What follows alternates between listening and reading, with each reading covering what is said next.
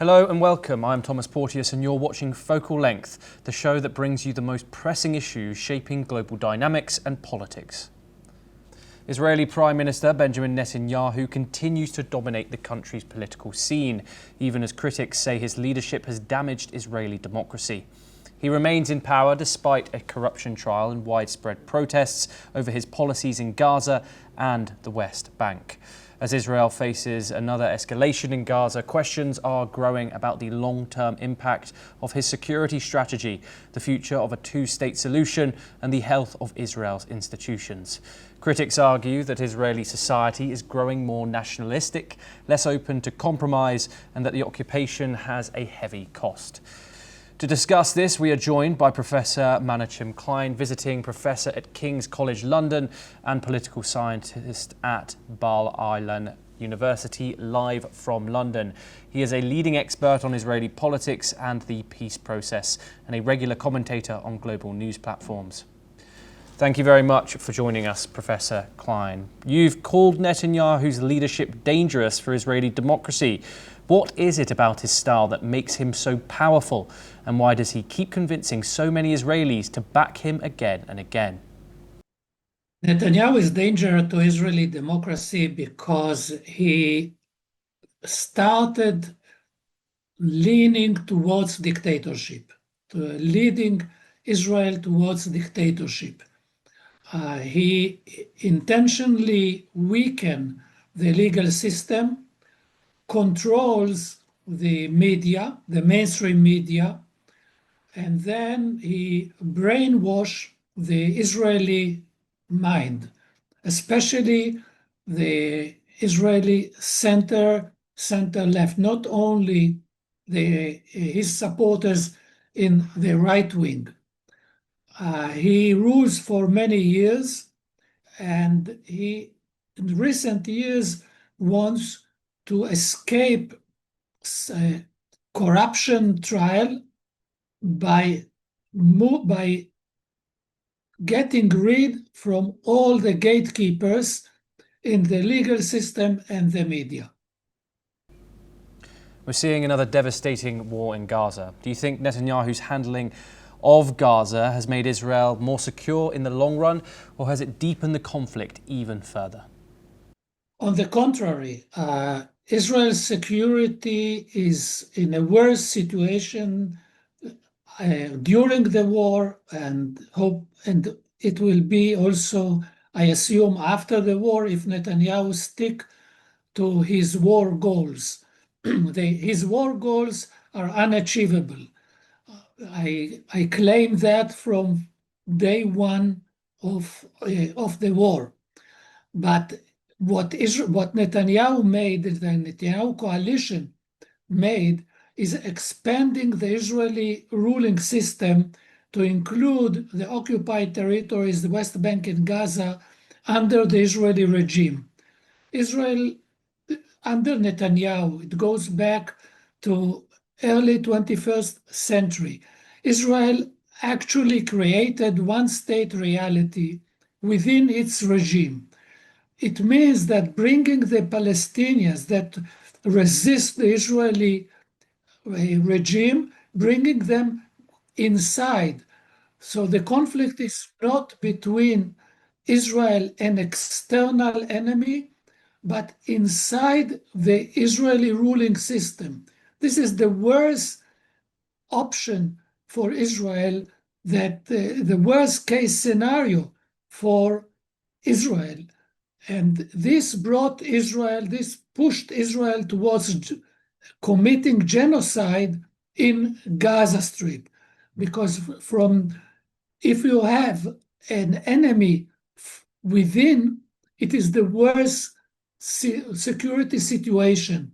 And then you use the most radical, extreme means. In this case, it means war crimes, starvation, expulsion, and genocide.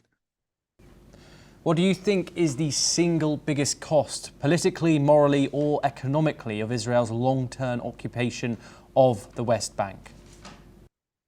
In both of them, creating this single regime the Israeli right-wing coalition, especially the current right-wing coalition, which is an extreme right-wing coalition, Orthodox, religious Orthodox, and ultra right-wing, they expand the Jewish settlements and expand the Israeli rule and created in the West Bank an apartheid system. In Gaza Strip, up to the October War, it was a pure army occupation from the outside and a siege that Israel implemented on Gaza Strip. But in the West Bank, it was an apartheid. By any mean, it is an apartheid system. It's not the same in East Jerusalem, and it is not the same inside the state of Israel. What happened within this one regime is that the war let Israel off any restraints dealing with the Palestinians. So in Gaza Strip, Israel uses genocide and war crimes. In the West Bank, Israel expelled about 50,000 Palestinians from refugee camps and from villages in the Jordan Valley, South Hill, Hebron, in the refugee camps next to the cities of Jenin and Nablus. And Israel brings into the West Bank methods that it uses in Gaza Strip. Also, Israel oppressed its Palestinian citizens, Israeli citizens that are Palestinian Arabs. Israel systematically, since the opening of the war, systematically oppressed them. And even before the war, Israel downgraded their collective citizenship to a special status instead of being equal citizens in the Jewish state. So Israel faces an all-out conflict with the Palestinians in a situation in which Israel rules over the whole territory between Jordan and the Mediterranean. In this territory, Israeli Jews are only 50%. No way for the Israeli Jews to control for long if the 50% of the population is against them. You, Professor, have spoken a lot about the occupation. After so many failed talks, do you still believe a two-state peace deal is realistic, or do you see a different future for Israelis and Palestinians?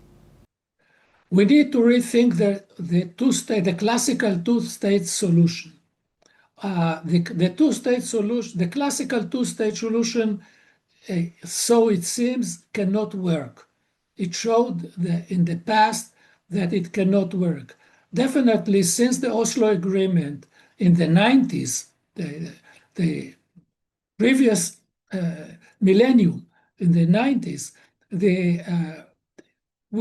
more than one generation passed, and the reality on the ground changed dramatically. So we need to take into consideration the new realities on the ground that prevents implementing the classical two-state solution that was raised in the 80s and discussed and failed in the 90s. We need to rethink on the two-state solution and come up with a different model of two-state solution, a model that allows the establishment of a Palestinian state next to Israel on 67 occupied territories. The Palestinian state will spread all over the occupied territories, but without hard border.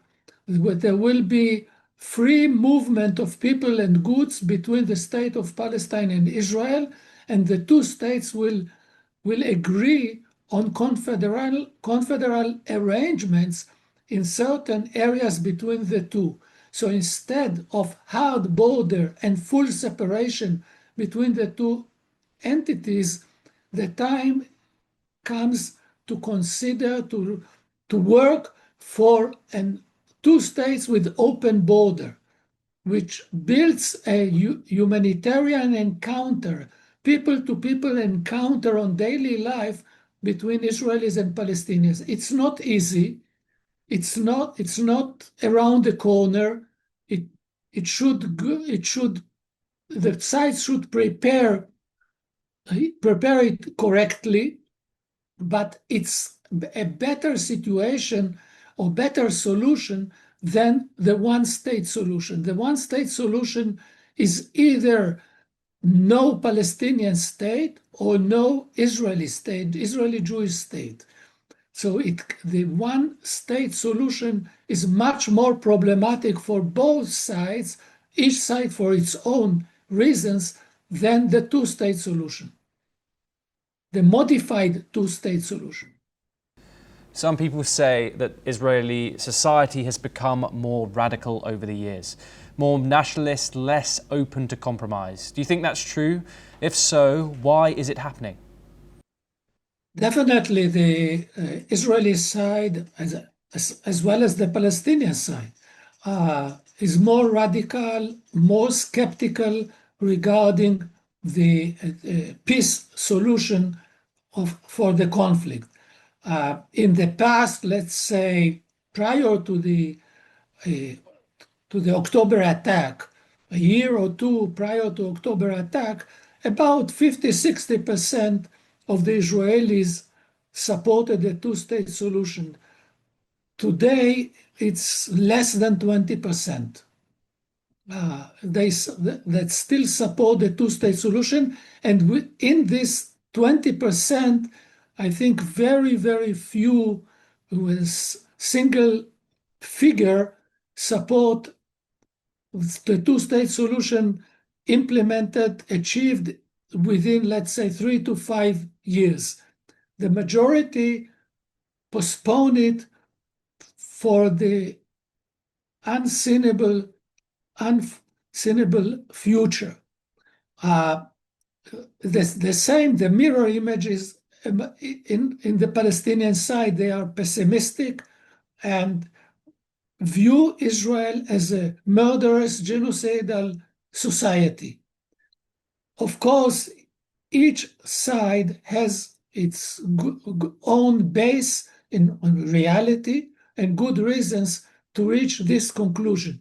Now the time comes that the civil society activists and political leaders will work in order to change this reality. Benjamin Netanyahu is still on trial for corruption, yet he remains in power. What does that say about Israel's political system and how much voters really care about integrity and accountability? He is in trial, and it seems, let's say, it is agreed among civil society activists that he has no interest to end the war without ending his trial. The two are interrelated in his mind. He tries to bring his trial to end with a compromise or without leaving office, getting a pardon or something like this that will end his trial. And those in the Israeli center-left that support this attempt hope that this will lead towards the end of the war and bring the Israeli hostages back home. I doubt if this will end the war, because the Netanyahu coalition has an let's say messianic war goal of achieving a total victory over Hamas and remain in Gaza Strip, refusing to withdraw completely from Gaza Strip. If not physically present on the ground, then having free hand to enter into Gaza Strip while managing overall security authorities of Gaza Strip. I don't assume that this model will be accepted for long, perhaps for a interim period, but not for long by any local government or by any Palestinian administration that wants to achieve full sovereignty over Gaza Strip and the West Bank. Netanyahu's coalition is against an independent Palestinian state. And this will invite more resistance and more uprising against the Israeli rule. The only way to achieve Israeli security is withdrawing from 67 occupied territories and total withdrawal from the Gaza Strip and the West Bank, and including East Jerusalem, and achieving a final status agreement with the PLO, the reformed PLO that may include Hamas, non-terrorist Hamas, non-army army group, the members in the army branch of Hamas, but political activists that represent Hamas. They, in my view, can be part of the reformed PLO that will negotiate with Israel and will run for elections, in general elections in all Palestinian territories, and establish a Palestinian state. Professor, how much trust do you think Israelis have left in their own institutions? The courts, the police, the army, especially with Netanyahu's allies attacking them so often, frequently? The Israeli society is a militaristic society. The Israelis want to believe that their military is strong because this approves their very existence. The Israelis trust the military as a guarantee for their very basic existence. They don't trust agreements, political agreements. That's the problem of the Israeli mind. But the performance of the Israeli military are not good. The Israelis, I hope, will wake up and change their mind. The poor performance of the Israeli army were shown in Gaza Strip. The expectations does not meet the Israeli expectations, does not meet the situation on the ground. It happened so also when Israel occupied South Lebanon. It happened so when Israel tried to crash the Palestinian Intifada in the 80s. Israel faces problems in imposing its military might over the Palestinian people. It also was shown in the war against Iran. The Israeli performance, or the Israeli army and the Israeli cabinet, Israeli public, and the Netanyahu's public opinion experts highly praised the Israeli army operations in Iran.